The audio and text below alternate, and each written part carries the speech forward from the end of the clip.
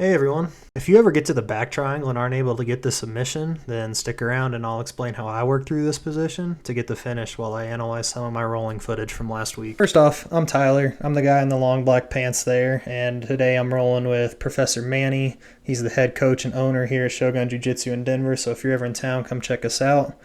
Today we're doing a little no-gi, just a quick 3-minute round. Right now you see we're just doing some heavy hand fighting. We're both getting 2-on-1 grips and fighting for hand and head positioning. Right here, Manny sticks his head in and I'm able to snatch up a bit of a guillotine, and I'm really just trying to secure the position. I never really felt that my right arm was deep enough on his neck to actually be threatening the choke.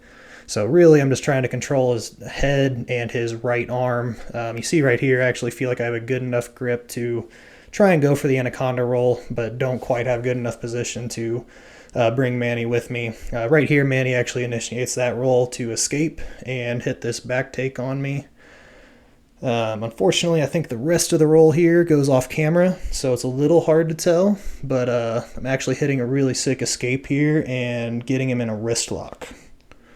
Just kidding, I definitely just get strangled, and that's the end of this round. Alright, so we're back standing up here, and I'm on a heavy 2-on-1, trying to pull Manny in to set up a dummy sweep, but don't actually adjust his position at all. So I adjust to a shin on shin and trying to set up a single leg X here. Manny sprawls over though and starts attacking the headlock position. I don't realize that early enough and I go for that single leg attack, but Manny already has a guillotine locked up at this point and I'm in some deep water, trying to keep my arm wide to alleviate some of that pressure, but he does some adjustments here, comes back in and compresses that shoulder back into my neck, and that's the end of that. Looking to redeem myself from that weak guard pull, I try one of the Marcelo's specialties, the flying guillotine.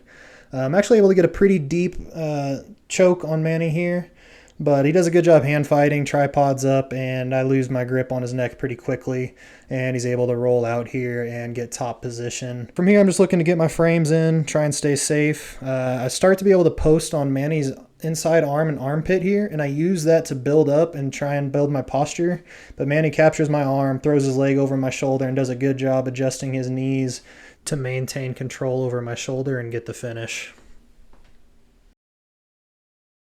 Next up, we're going to look at a roll here with Angel. He's a super athletic white belt who's always down for a good roll. I grab a leg here, but I don't really want to commit to the leg attack, so I end up letting that go and Angel passes my guard, and instead I focus on regaining position as quickly as possible. So I'm posting on his far hip while regaining my bottom knee shield, and I'm also reaching with my top leg here to grab his hip. While I'm doing that, I'm posting on his far arm to prevent him from grabbing my head, and now at this point, I've essentially taken his back, and we're just doing some hand fighting from here. We continue doing hand fighting for a little bit, and I lock in the body triangle now. Still just trying to get my arms back. I'm doing some choke attempts here and there, but Angel's doing a good job clearing my arms and controlling my wrists. Really just trying to get my wrist back right now and start so I can begin hand fighting properly and setting up the rear naked choke. You can see he's got it, still trying to get that left arm back. He's doing a good job. Finally got my arms back and looking to finish the rear naked choke here. But Angel's just being very persistent with his hand fighting. I'm not able to get under his chin. This is the closest I ever got, but you can see he's got both hands and his chin underneath my left arm, so wasn't really close here. I give it a couple more shots trying to pry his head up while sneaking my right arm through there, but just unable to get it. And pretty shortly, I think right here, I start reaching for his wrist. This is when I change focus, and instead I'm giving up on the choke and starting to look for an armbar or a triangle. So now I finish this up by locking in the Kimura grip. This is very similar to the Kimura trap position, if you've ever looked into that. Angel starts to escape now that I've given up some control over his shoulders, and you can see he starts to pry out my right foot. So he's starting to feel like he's escaping, but you'll notice that I actually have retracted my left foot, and I use that to kick him over here while still keeping a strong grip on that Kimura arm, keeping that planted in his chest.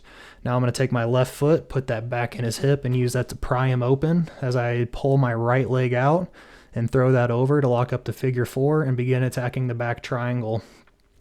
There's two things I need to do to finish the triangle from this position. I need to take my right foot and get that across Angel's body and closer to his left armpit. I also need to retract his left arm and get that away from his body and up near my head. So you can see I'm using my arms as a crowbar right now, trying to pry out that arm. Not very successful doing that. So I begin prying at his fingertips. That works a little bit better for me. You see me going in here and adjusting that right foot. I'm pulling that deeper into Angel's armpit. That's making the choke tighter on his neck. And now I'm resuming the hand fighting. I should have taken my left arm and gotten into an elbow-to-elbow connection with his arm, and that would have given me a stronger pull to separate his arm from his body. Instead, I start to shift focus from the choke and start to look for an arm bar. You're going to notice I'm going to take my left hand and get a wrist-to-wrist connection instead. Once I achieve that wrist-to-wrist, I'm pretty confident that I'm going to be able to peel that arm away. I'm at the end of the lever, which is his arm, and so you'll see me start to retract my knee a little bit as I wedge my hips further into his neck.